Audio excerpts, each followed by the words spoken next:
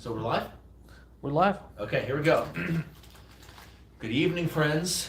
I am Donnie O'Malley. I'm here with Jamie Goldstein, co-writer, co-director, actor in Grunt's Life Season 2, also writer and host of Non-Commissioned News.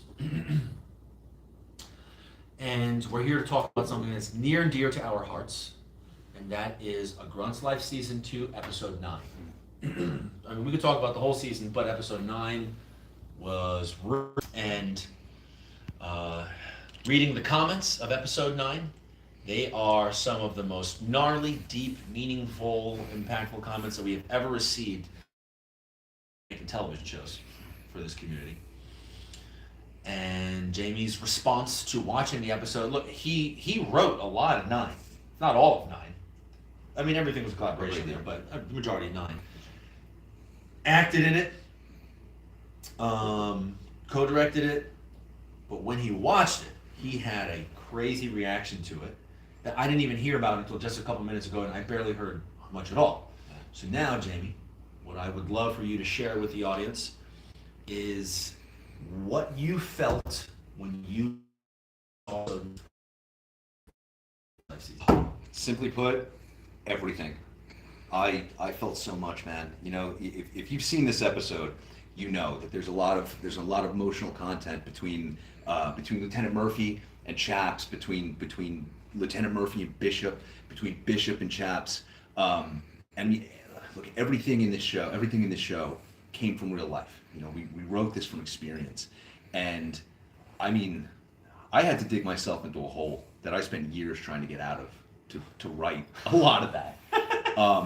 And you know, I didn't realize the depths to which I had to descend until I saw it come to life on screen. I think it was the line where Chap says, you know, this shit'll fuck you up for life, Murph.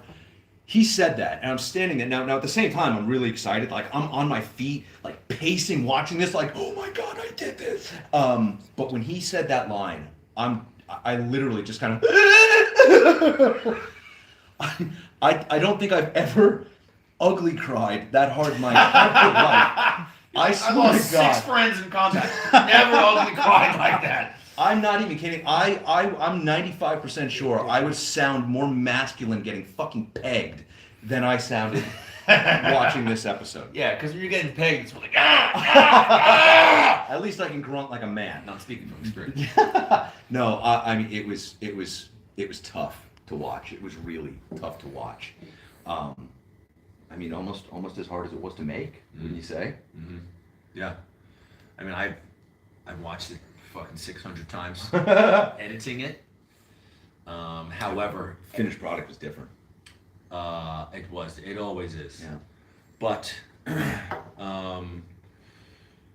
why did you feel that way? You know how you felt, but why? Why do you think anyways? So my first time in Iraq was it was 05, 06, and it was the Wild West out there. You know, I didn't feel like I was in a country.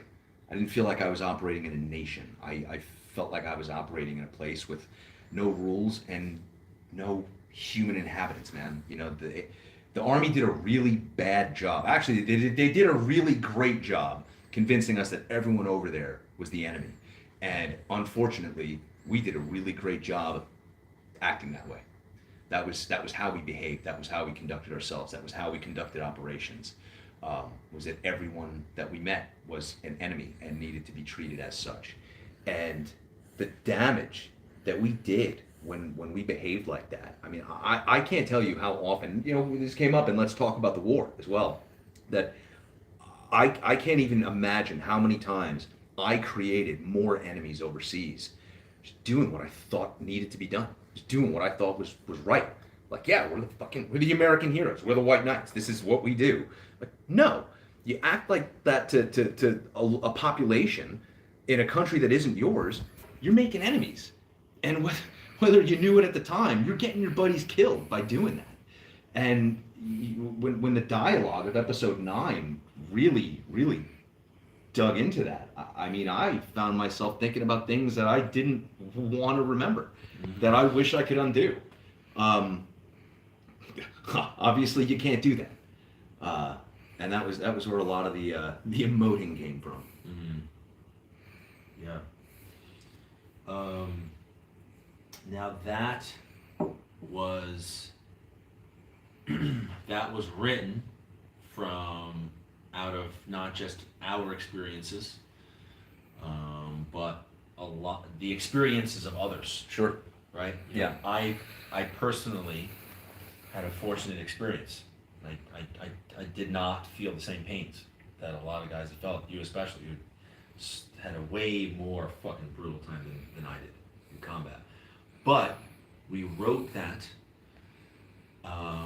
based on the voices of those who have served, those who have gone before me, and those who have done more than me.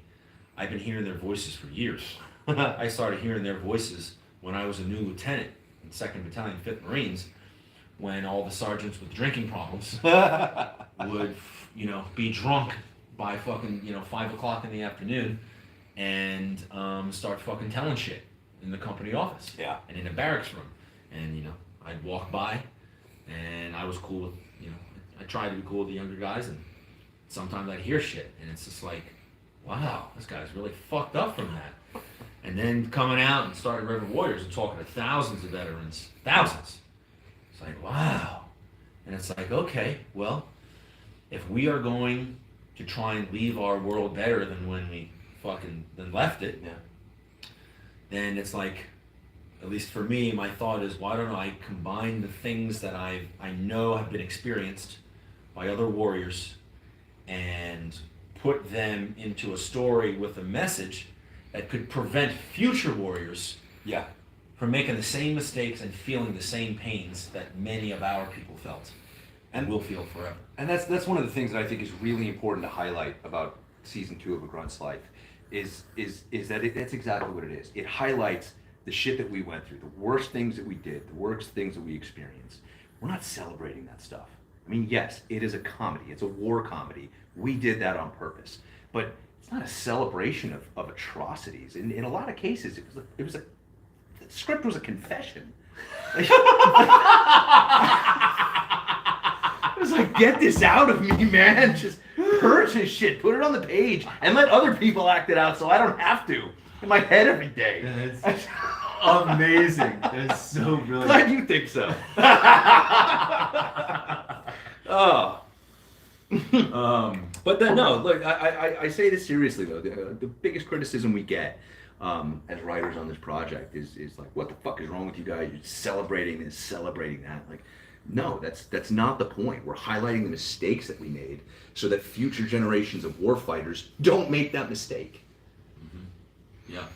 A lot of the motivation for Grunt's Life was to celebrate the infantrymen, right?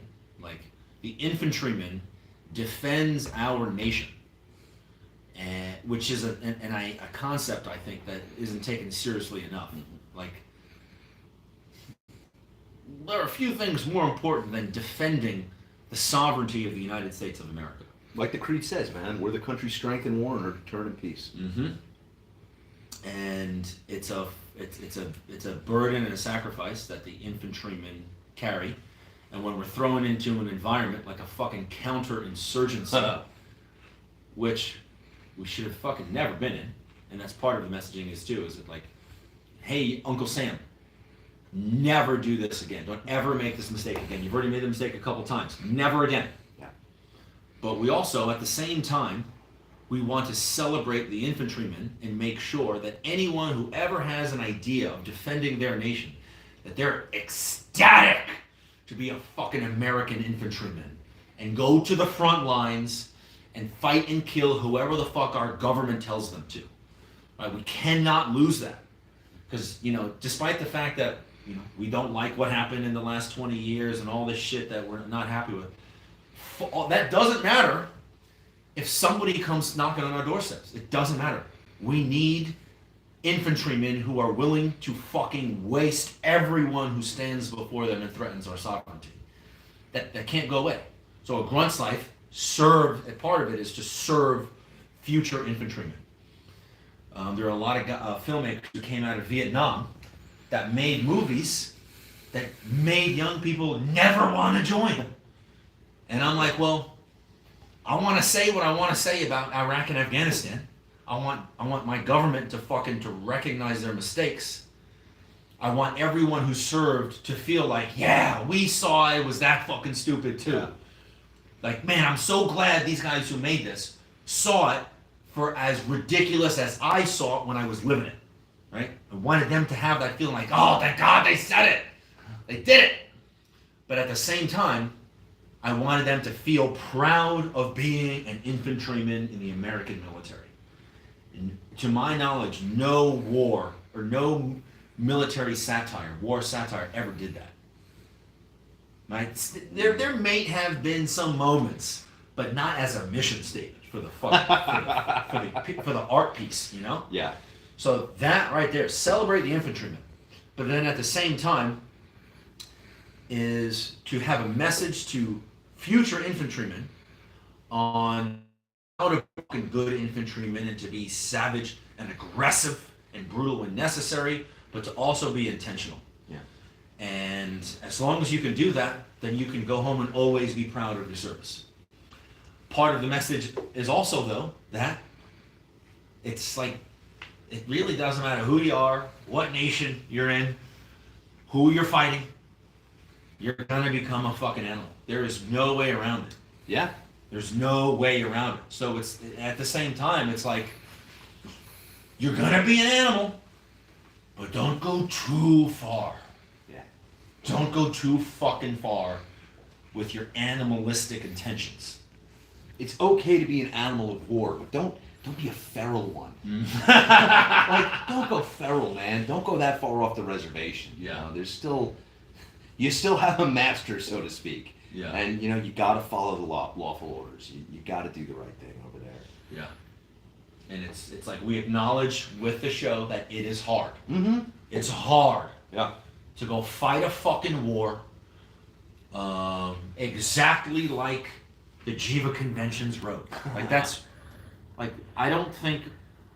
Yeah, that's not really doable. I don't think the warfighters wrote the Geneva. I think it was everyone dealing with the aftermath of war. Yeah. And seeing how fucking horrible human beings became, and they were like, "Okay, guys, this is how we got to do it."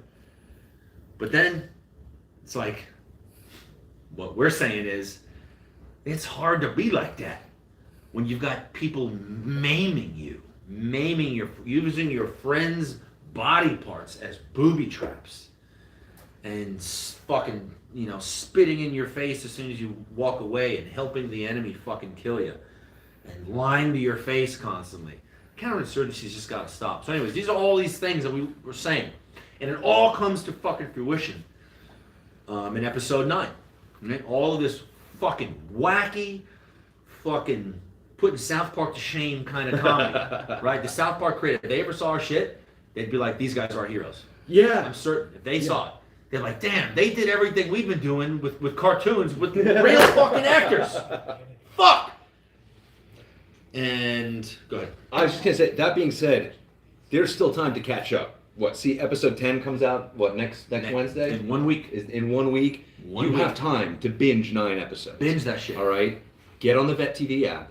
Get to vettv.com and subscribe. It's $5 a month. It's so fucking cheap. Do it. Buy one less 6-pack. Buy one less pack of cigarettes. You can do it. Promise you, when you read the comments on every single fucking episode of A Grunt's Life Season 2 on the app, every episode it says, there is nothing out there like this. There is no show that is anything like this. This is like a new genre of shit. So we worked so hard to give you guys something that didn't exist.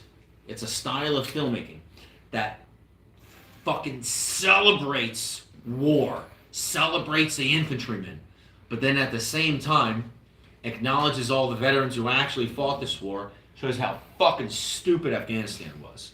I mean, it was so dumb. It was insanity at every fucking level. So it acknowledges that. It's got that satirical component of it. But it keeps you laughing the entire time at comedy that literally no one else in the fucking film and television industry is making. The only people who are making shit that remotely compares to the type of dark, irreverent comedy that we are doing as South Park. And it's a cartoon. It's never been done with real fucking actors in a live action thing. And you look at the thing, it looks like Generation Kill, right? In terms of like what you're seeing, you're like, oh wow.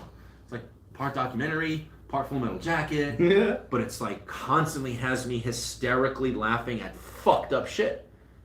Fucked up shit.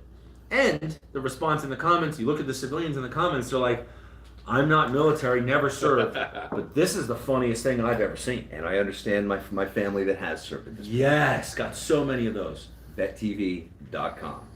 Veteran television app. Get on it. Binge the first 9 episodes so you're ready for 10 when it comes out next week. Yeah, just go in any app store. Doesn't matter, the Apple Store, the Google Store, the Roku Store. Just type in Vet TV. You'll find the app. You can download it, and it's only $5 a month. If you want to be a real fucking piece of shit, then and binge AGL, and that's it. Okay, it cost you $5 to watch the best piece of entertainment you've ever fucking seen. But what you're going to realize is that, oh, wait a second.